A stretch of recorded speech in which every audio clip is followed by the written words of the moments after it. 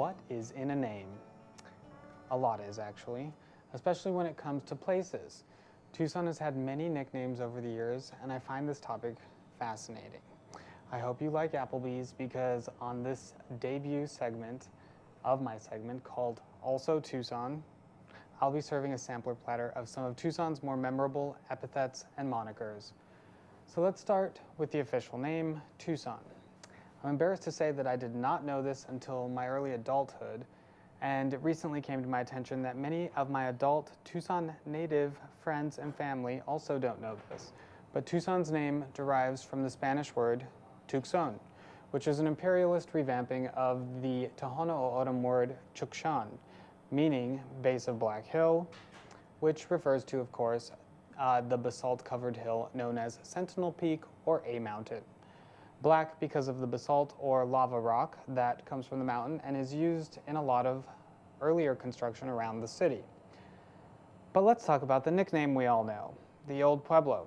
According to Wikipedia, when the rail service was established to the city on March 20th of 1880, R.N. Bob Leatherwood, then mayor, celebrated the fact by sending telegrams to various leaders, including the President of the United States and to the Pope, announcing that the ancient and honorable Pueblo of Tucson was now connected by rail to the outside world. This was often abbreviated to A and N Pueblo, suggesting that Mayor R. N. Leatherwood took delight in the double initial naming convention. In the early 1980s, city leaders ran a contest searching for a new nickname, with the winning entry being the Sunshine Factory, which sounds like some late 20th century post-HVAC marketing effort, haplessly erasing centuries of southern Arizona life when sunshine was a bit more fearsome and inescapable, and instead filling its place with mass-produced UV rays to bottle and sell at Tucson Toros games. It was also a Christian children's television show that aired originally in 1984 and was syndicated nationally, of which I have the ever so faintest memory. Jesus Loves Me. A rather organically conceived nickname for the region is Optics or Optical Valley. This has to do with southern Arizona's high concentration of optics companies spawned by research at the University of Arizona.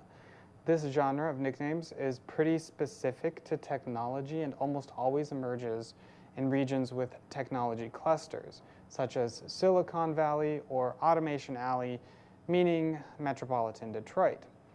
The legacy of this nickname, however, appears to be unfolding in a rather unfortunate way, since the Department of Defense has switched the majority of the X-ray lithography research contracts to Germany's Carl Zeiss.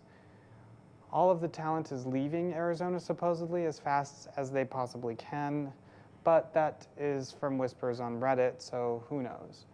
The University of Arizona's Optical Sciences Department and Mirror Lab continue to conduct research, so maybe there is hope for Optics Valley after all. Also, it turns out Tucson isn't the only optics cluster in the world, with Wuhan in mainland China being the hub of China's biggest photoelectron information industry base. Wuhan also goes by the name of Optical Valley. Tucson, which is not unlike the Spanish Tucson, is aimed at poking fun of the way the city's name is often mispronounced. And while we're on the topic, I love it when people swap the C and the S and then slap it on a snow globe with a melted snowman inside. According to data generated through the Google Books project and published by a group of academics in 2011, Tucson is easily the most misspelled major city in America.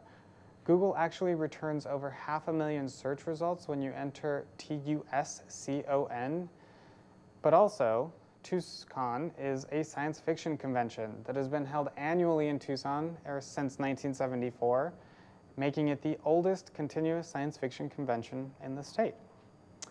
So maybe you've heard it called the Dirty T. I assure you that this nickname is primarily college affiliated.